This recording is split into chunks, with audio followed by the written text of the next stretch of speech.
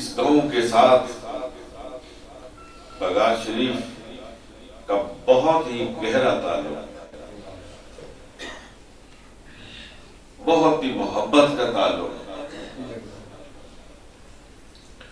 اور میں ان بیٹوں کو،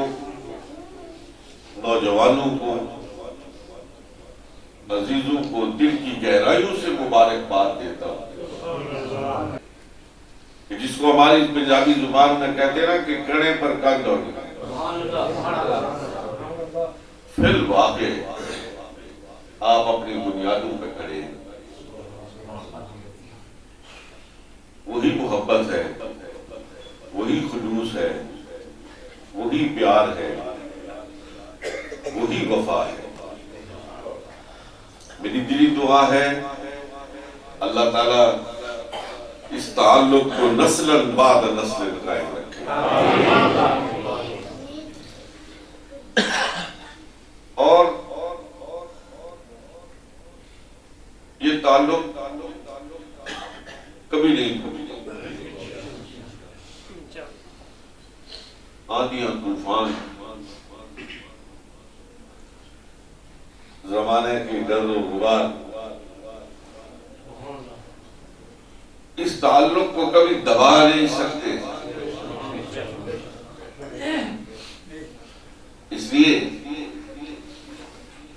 کہ یہ تعلق کسی غرض سے نہیں ہے، یہ تعلق اللہ نے پیدا کیا ہے،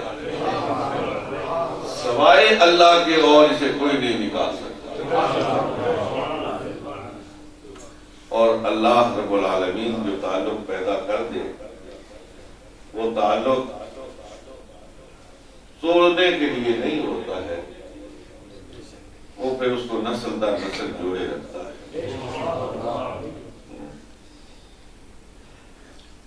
آپ کی اس مسجد کو دیکھ کر اس دن یہاں جنازے پہ میں حاضر ہوا تو خیر صاحب نے کہا کہ وہاں سے گزرتے ہوئے آپ نے فیصل مسجد نہیں دیکھی؟ تو میں نے کہا فیصل مسجد ادھر کہاں ہے؟ تو انہوں نے واپسی پر کہا کہ وہ دیکھیں، تو واقعی مجھے لگا بھی یہ تو فیصل مسجد ہے۔ میں عزیز قاسم کو، اس محلے والوں کو،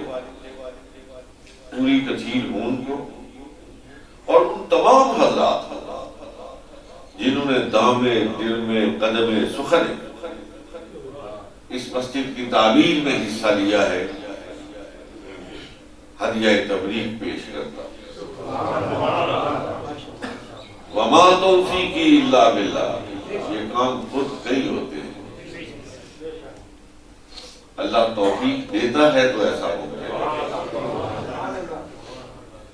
عام طور پر دیہاتوں کی جو مساجد ہوتی ہیں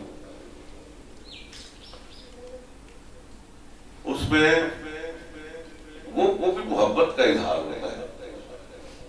لیکن عام طور پر میں دیکھتا ہوں کہ دیہاتی مساجد میں خوبصورتی کے لیے، تزئین و آرائش کے لیے بڑی پھل جڑیاں اور یہ وہ خاص قسم کے وہ دیواروں پر نقش و نگار، وہ بھی محبت کا اظہار ہوتا ہے، لیکن جو آپ نے اس مسجد میں نفاست قائم کی ہے، یہ نفاست بہت ہی خوبصورت، بہت ہی خوبصورت، اور مجھے لگتا ہے میرا دل اس بات کی شہادت دیتا ہے کہ یہاں لگائے جانے والے ایک ایک پتھر میں، یہاں کی اینٹ اور گارے میں بے شمار خلوص شامل ہے۔ اللہ تبارک و تعالیٰ آپ کی اس محنت کو قبول فرمائے۔